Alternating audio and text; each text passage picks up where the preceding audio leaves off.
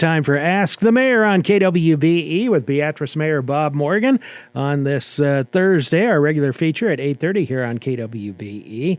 And kind of looks like our maybe warmest day of the year, Bob, so far. 87 this afternoon. Wow. I know. Get out the fishing poles and the clubs. Get out the fishing pole, the clubs, and, I guess from a business perspective, the air conditioner goes on, BPW will be happy. You bet. Mine just popped on the other day I hadn't really turned it up yet because we had this back and forth from 50 to 70 and back down.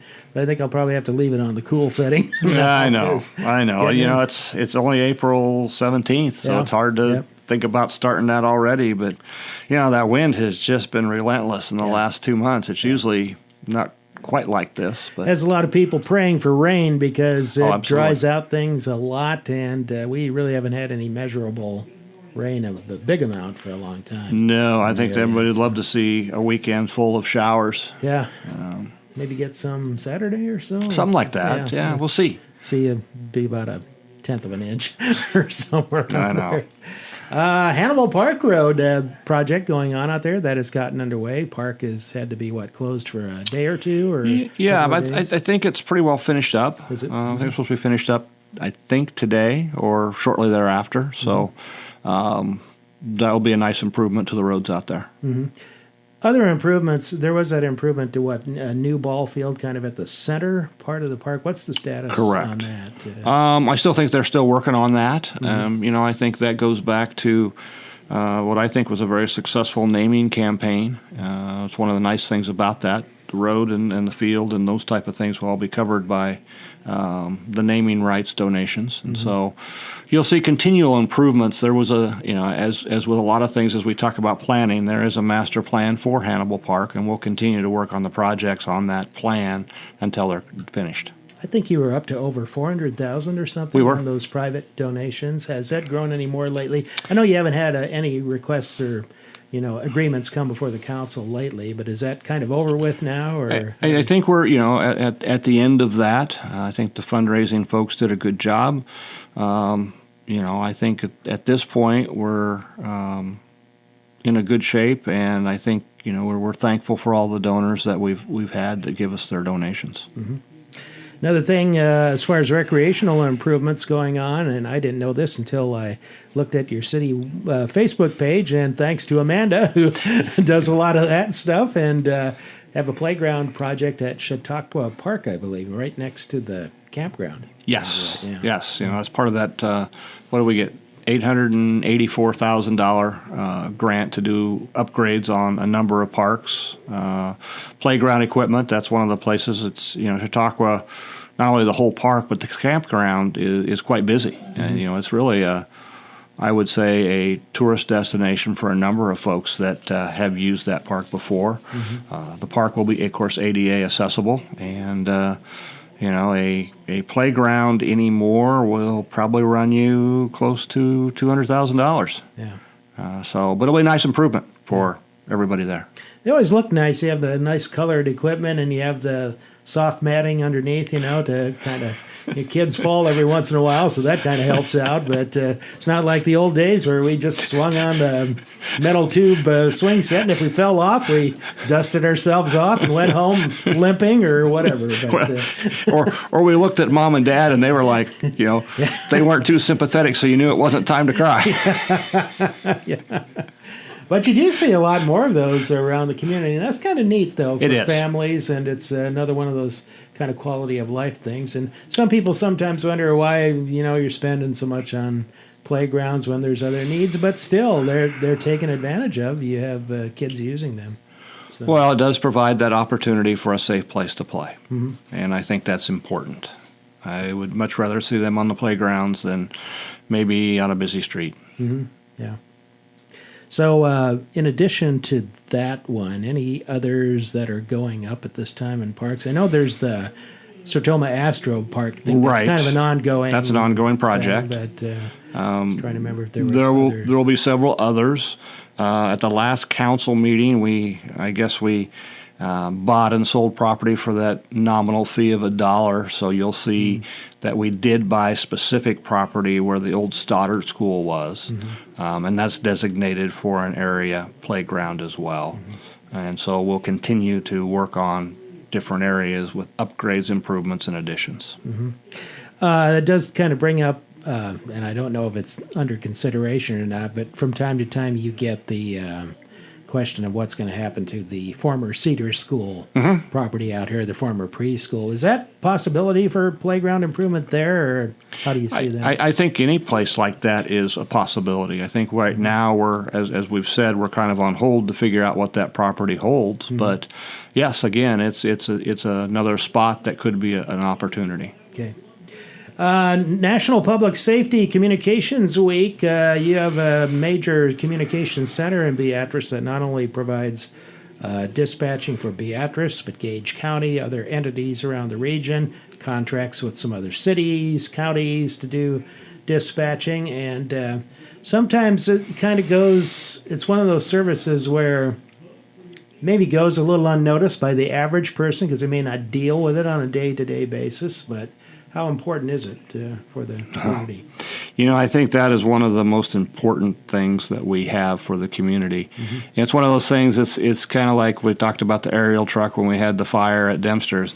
It's one of the things that you don't realize you have until you really need it. And there's no question that all of our dispatch people are professionals and do a great job. And some have been with us for a long time. And you think, well, what difference does that make? Well, number one, it's the experience that they've gone through, because they do always continue to train and know how to talk people through some crises. But secondly, if you have that experience, it's a little easier to say, oh, yeah, it's at 2572 Southwest Street. They pretty well know where that's at, and that's pretty invaluable to replace the people that we have there. And it's one of those things that I know that Bruce Lang really prided himself in, and our police department has continued that. And it's just a very valuable part of the police department. You mentioned, a lot of the calls are the kind of the routine, just directing crews to a certain location. But you've had some commendation award winners in that department for taking on some of the more serious calls where they were on the line, say, for 20 minutes, half hour, sort of almost serving as kind of a traffic cop in situations where crews are out at a serious incident. And that it takes somebody with, first of all, some pretty good people skills to be involved in that. Yeah, I can think of a couple of instances where, the 911 operators really walked a couple of people that were on the phone through some very serious events that, were life-threatening. And, it also goes through, sometimes you might get a call and somebody, has a heart attack. That happens. They have the ability to at least try to walk them through CPR. Sometimes on the other end, depends on how panicked they are. And speaking of panic, that's the other thing that you talk about people skills. They have the ability to start calming people down with the questions that they ask and as they talk them through. And that's also invaluable in a case of an emergency. Yeah. In the past, the service has sort of expanded by contract to some other areas once in a while.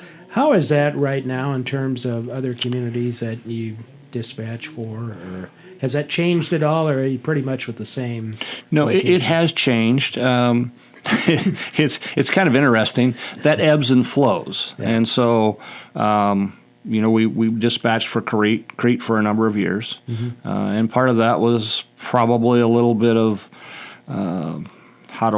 disagreement between the city of Crete and the Saline County. Through elections, they happen to get along again, and so Crete and Saline are dispatching for themselves. Same thing with Richardson County. So right now we have Gage County, we have the city of Beatrice, and we have the smaller communities around in Gage County that we dispatch for. Okay. So you no longer dispatch for Crete, or you still? We do until, September 30th roughly. I see. And then they're going to take that back over. Okay. All right. Yeah. And one of the interesting things people may or may not know, as far as 911 services, the way it's set up in the state of Nebraska, you can only have one 911 service center in each county. I see. So I don't know, Crete must be joining Saline if they're the ones that had the 911 center. Again, it's one of those political things that sometimes things don't go well between a city and a county, and then it reverses with elections and processes, and they went back together. So Crete will be leaving us. And again, that's one of those things we'll look at from operational standpoint. I thought at one time there was kind of a move to more regionalize it, even to a greater extent. Do you foresee that maybe happening in the future, or some of those territorial things just sort of remain and they won't be fixed over the long term? Well, with technology, in theory, you could probably have one 911 center for the state of Nebraska. And that building could sit out in the middle of a field and represent everybody because you've got the GPS locations and those type of things.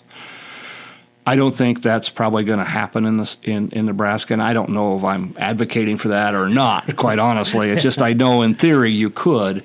But I do think that there still is a need and a place for the 911 centers in the counties, because I think, just like myself, when I call, well, I haven't called, but if I do call 911, I know that I'm talking to somebody who cares about the city and the county, and they also care about me because they're right here. And I think that makes a major difference. And I think the second difference is kind of what I said before. You have expertise where you can route people by not only address, but landmarks, because you know the community. And so I think there's some really there's some invaluable intangibles that you have that you would lose if you went to a regional center. Well, a big shout out to those who work in the Southeast Communications Dispatch Center, because very important work. And I can't remember how many people. I want to say 7 or 8, but I don't know if that's even close. Or because I know you have to cover a 24-hour round the clock all the time shifts. So. Well, round the clock all the time, and 2 people. Yeah. Because people need to have lunch breaks, they need to take a break, they need to have, of course, restroom breaks and those type of things. So we have 2 people on staff all the time. We have more than, I think we have 12 right now. Okay. So I'd have to double check on that, but I mean, it's staffed 24/7 with at least 2 people. Sometimes, when we had Crete, I think there was 3, and we still may have a swing person that will help with the what we consider busy times. You can't predict busy times, though. I mean, it was all hands on deck when we had the Dempster fire, and that's the one thing that hats off to them, hats off to the police department, hats off to the fire department. A lot of those people will come, what we call callback, and come in and help. Yeah. Do you know of any other towns that are out there looking to become part of a regional center such as yours? Or from time to time, I assume there might be some interest here or there, but I don't know if it ever really goes any farther than that. We've had interest from time to time. Really haven't. I mean, I know there's a couple, and Nebraskans are always good about helping their neighbors. I know that Johnson County only has a small center, and sometimes they don't have very many employees. We've sent people over just to help Johnson County. Of course, we'd be always interested in talking with them. But again, I think it's one of those things you have to ask yourself, do you really want to move your 911 center off? Yeah. And I think they also themselves handle dispatch for Pawnee County lots of times too. They might, parts of the day. So there's a little bit of regionalization within regionalization. Correct. I think the main thing with any center is you need to make sure that it's staffed with professional people that do a good job. All right.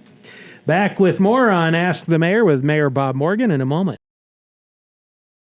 Back on Ask the Mayor today, well, being that we're into the semi-warm season. It's back and forth, as we mentioned a little bit, but we're into mowing season, and it's kind of turns out to be complaint season, too, in terms of vegetation growing, and those complaints pick up a little bit. But as far as mowing, I know one of the things that your city engineer, James Burrows, had a neat kind of thing on the Facebook page about, don't throw your grass clippings into the street for a couple of reasons. One, you clog up storm sewers, and the other thing, too, is you think of all the things we apply on lawns to make them grow, or, weed killer or phosphorus or whatever, that then gets into bodies of water too, and that's something you gotta have to look out for. Yes, you think, well, what's the big deal? The grass gets out in the street, people drive, and it goes away.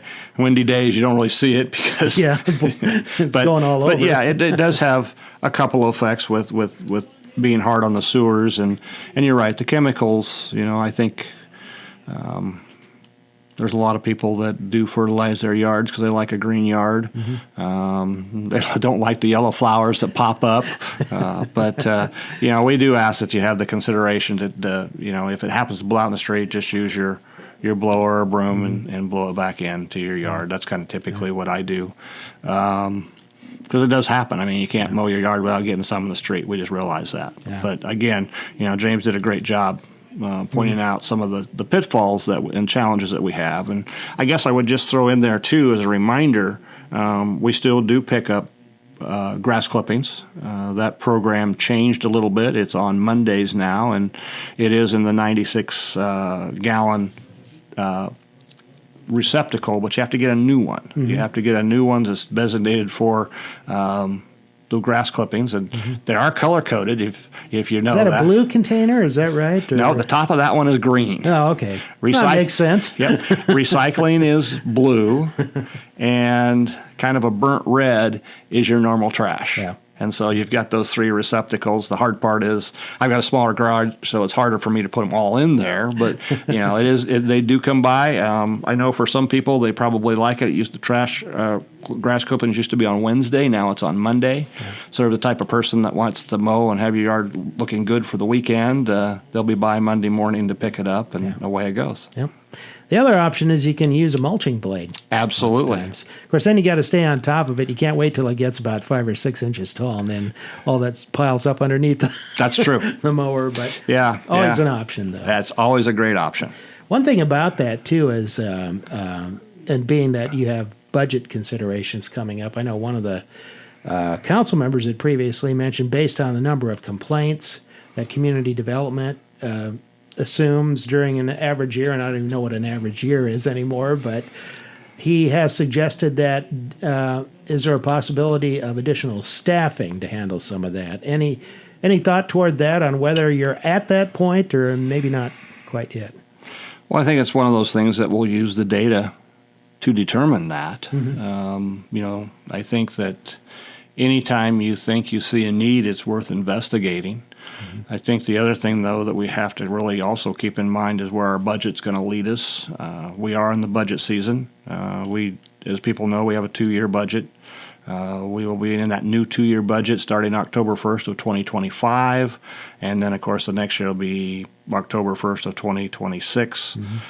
So we are heading down that biennium budget, and those are all the things that we will look at. Yeah. Any major things to look out for in that new 2-year budget that anticipated or otherwise, whether it be equipment or big projects or that you're facing? One of the things, and I don't have the list in front of me, one of the things that the finance department implemented a year or two ago is we try to plan projects out 8 years out. Now, again, 8 years out, who knows, but the first 2 years are pretty solid. As we start the budgetary process, the first thing that we're going to look at, of course, is operations and equipment that everybody needs to get their jobs done, because that's the first and major priority.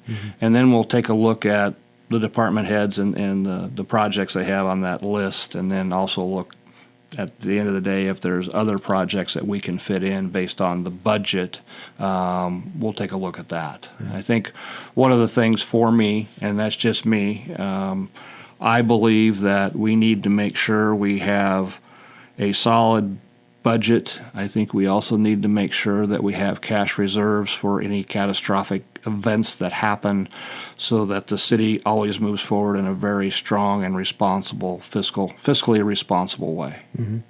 Oh, it's kind of a balancing act among some taxpayers. How much do you hold back? Because there's the thinking that, well, if you need a huge reserve, you're taxing for that.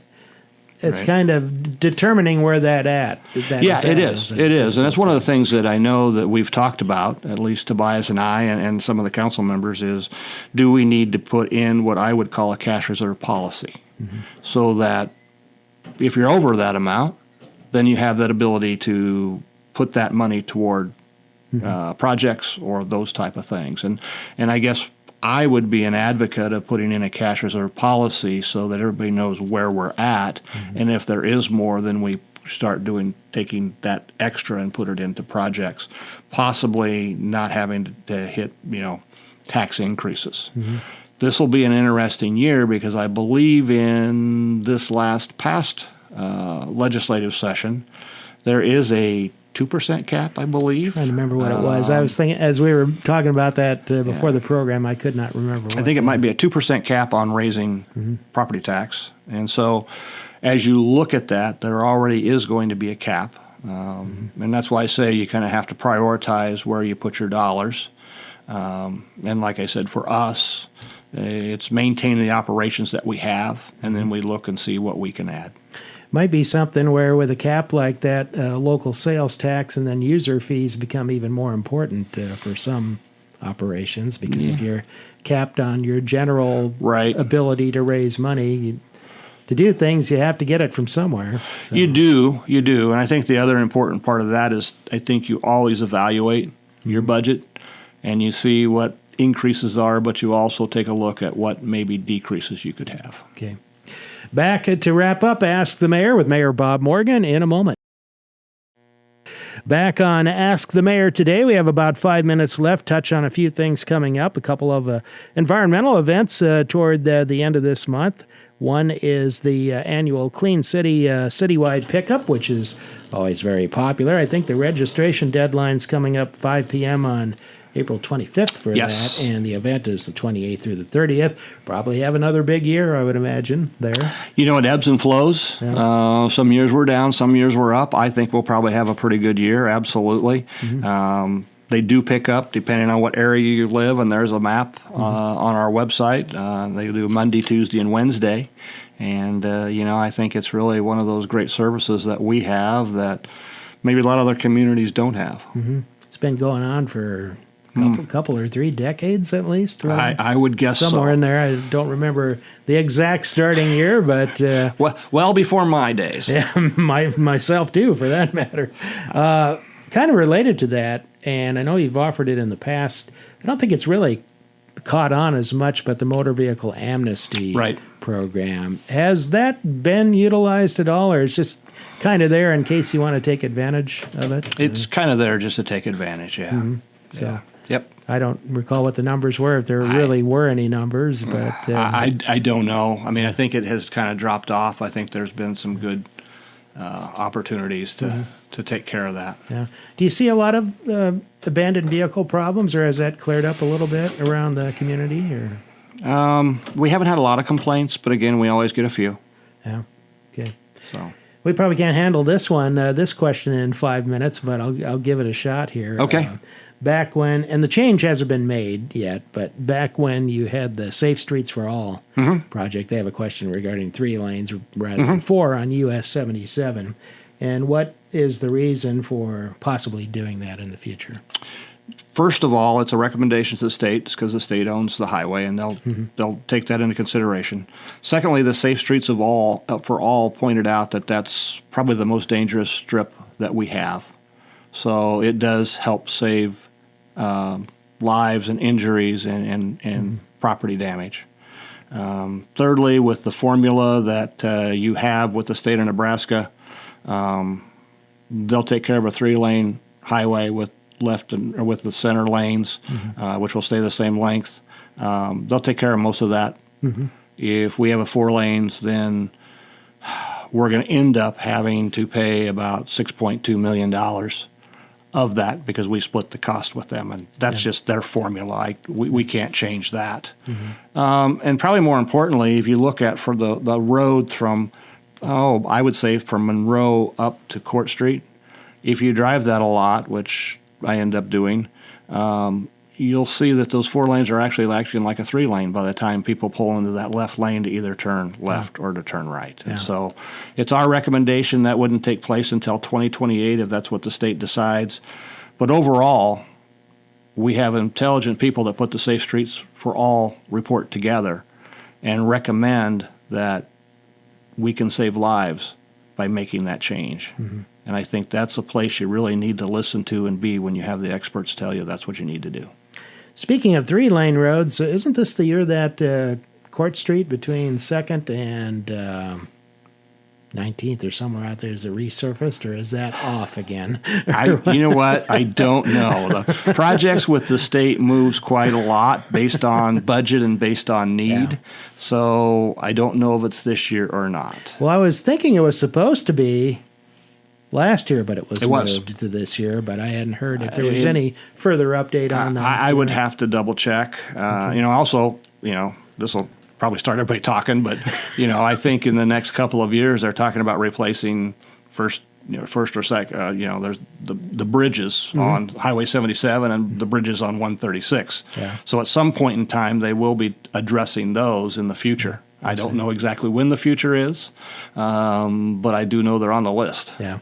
Hopefully they're not at the same time, so you have access to all areas. Well, because I know that's a problem during flooding times too. Correct, and I think if you look at that with the RAISE grant that we have and moving the highway by exactly one block, we've had meetings with the state so that when we replace the 136 bridge, it's kind of in that same time frame as moving the highway. Number one, to be less intrusive, and number two, so everything lines up. Yeah. Okay.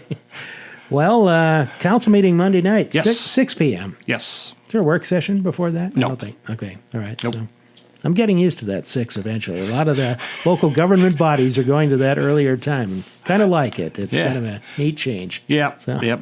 Okay. Thanks, Bob. Thanks for being with us. You bet. Thank you.